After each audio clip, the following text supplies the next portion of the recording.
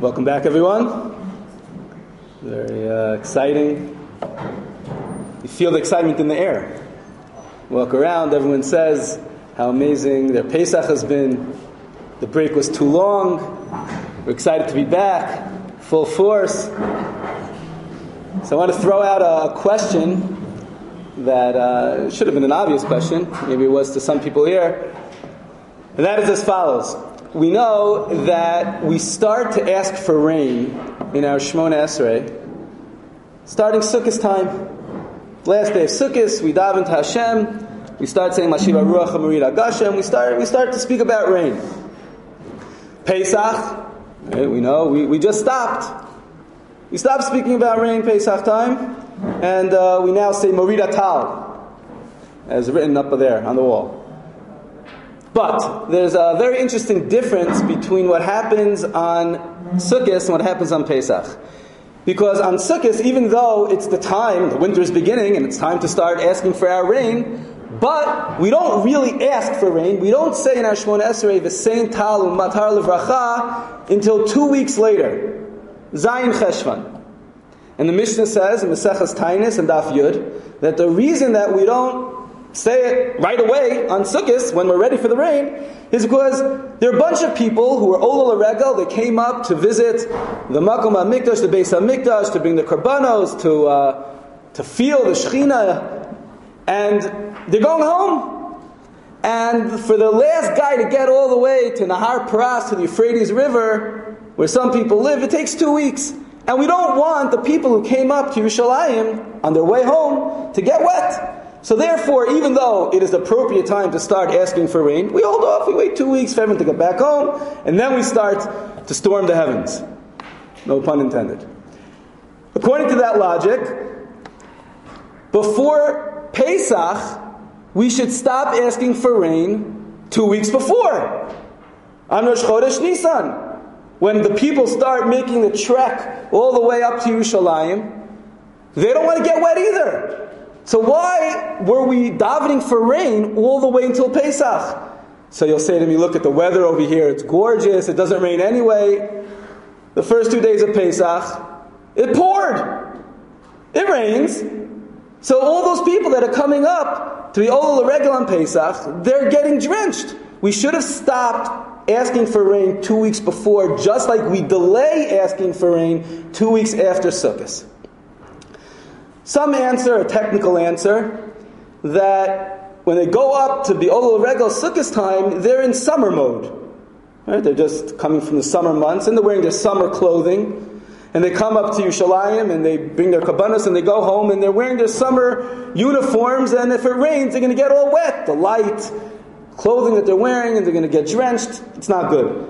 Coming after a long winter, and you're wearing your coat and everything like that, and you go up to Eretz Yisrael, you go to Yerushalayim for Pesach, so you're in your winter clothes anyway, so what big deal? You'll get a little bit wet, but you're wearing your winter clothes, so it doesn't make a difference. Okay, a possibility. I'd like to share with you another answer that I saw from Rav Eliyahu Diskin in the Sefer Nachal Eliyahu, and it really sets the tone, I feel, for the kickoff of the new Zman, and hopefully will help us have an incredible Zman this coming next few months. And that is as follows. He says that what triggered this answer in his head was a story that he heard. The story took place in Bnei Brak, and it was the great Steipler Gaon was going to shul on Shabbos morning, Rosh Chodesh Nisan. And it happens to be, once the month of Nisan comes, there's a mitzvah to make a bracha on a tree, a blossoming tree, Birchas HaIlanos. So here, it's Rosh Chodesh Nisan, it's the first opportunity to go ahead and make the bracha. And he went to shul a little bit early, so he could go over to the tree and make the bracha. And between him and the tree, there was a whole mound of metal. People were building or something like that, and there was a construction zone, and there was metal over there. So he climbed over the metal to get to the tree to go ahead and make his bracha.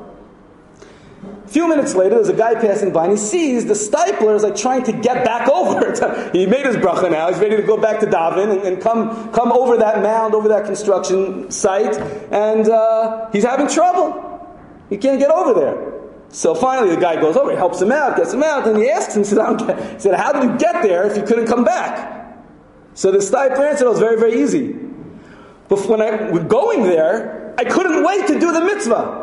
I was so excited to go ahead and make this special bracha, this one time a year bracha, that nothing could have stood in my way. Yeah, it was a little difficult. Actually, I don't know how I got over there, but I just climbed and I got over there and I made my bracha. But once I already did the mitzvah and it was all done, so I lost that ability to climb over again because I had no passion for it. I had no excitement for it. I had no purpose for it. And Rabbi Yoel Diskin said, when he heard that story, he said, now I understand the answer to that original question. When a person is embarking to go for his Pesach holiday to Yerushalayim, to go ahead and bring the korban, he is so excited. This is going to be amazing. This is going to be the best Pesach of my life. I'm going to meet Hashem, to eat with Him, my korbanos, and all of Klal Yisrael all together. This is going to be the best experience of my life. So, it's a long ride. Oh, I have to schlep my kids. Oh, I have to bring some food. I have to this, I have to that. Oh, it might rain. Who cares? I'm going up to the Beis HaMikdash. It's going to be amazing. So we don't care if they get a little wet. Because the motivation is all there. Because the passion for the experience that they're about to have is right in front of their face. After Sukkot, when they're done being Olel Regel, and now they're going home. They're going home from vacation, and you have to, when you get home, check the mail, and you have to get the house back in order, and you have to go ahead and get back into regular life.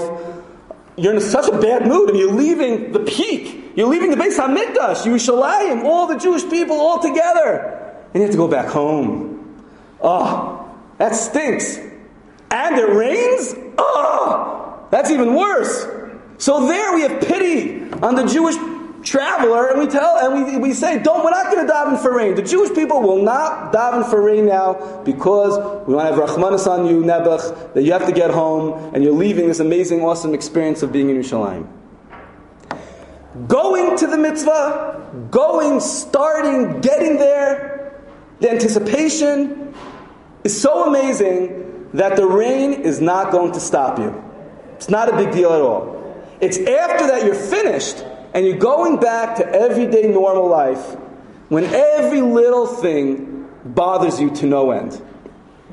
And we see it. It's unbelievable. You pay attention. I was observing a little bit where people go for Pesach. Hotels, this, that. So there's a large amount of people lately that have been going to Orlando.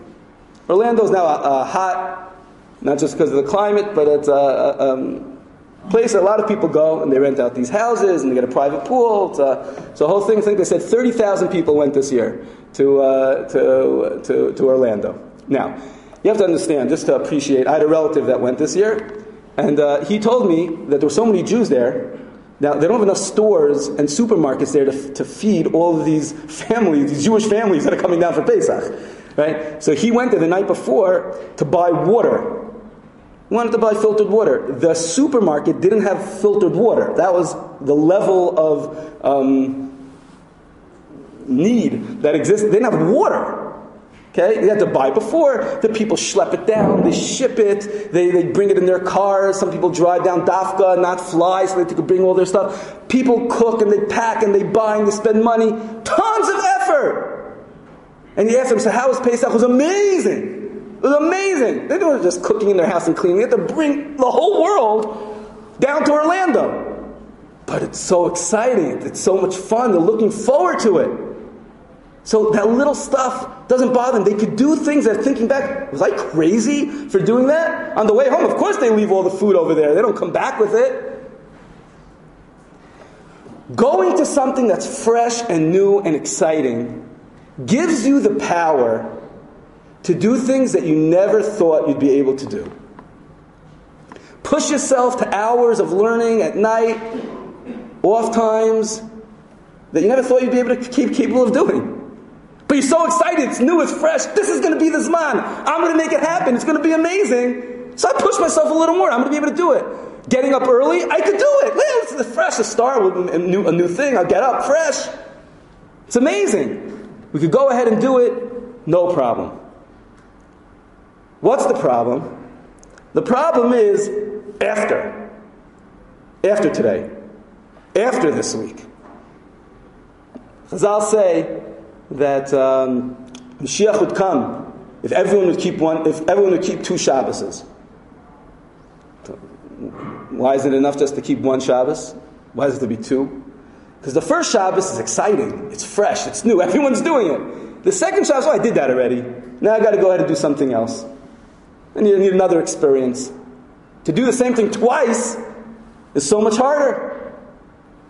Rav Moshe Feinstein writes that why is it that there's a mitzvah of Bikurim? On the first page of Drash Moshe and his Perush on Chumash. It says we bring the Bikurim, bring the first fruits to the Kohen. The Kohen cares if you bring the first fruit to the second fruit. An apple's an apple. Right? It doesn't make any difference to him. The difference is to us. That first fruit means so much to me. It's so exciting to me. It's new. It's fresh.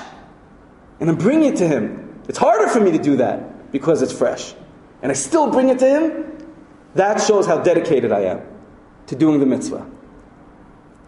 But the second week of the Zman, and the third week of the Zman, and the second month of the Zman, when we get into like a certain routine, and that excitement and freshness and newness dies down, then the question is, are we still going to be able to get up early in the morning? Are we still going to be able to stay up later? Are we still going to be writing the notes that we said we're going to write great notes this Zman in yeshiva? Are we still going to be able to do all the self-work and everything that we want to do, all that we want to accomplish? Are we still going to be able to do it? That's going to make the difference between the men and the boys. So how do we do it? I'd like to suggest, everyone can figure out it on their own thing, well, at least one idea, is we should write it down on a piece of paper already right now, when we're feeling it, when we're so excited, we have that motivation, and we have almost those superpowers that were given to us to be able to accomplish amazing things. Write down now, in this headspace, what we're feeling and what we think realistically we could accomplish.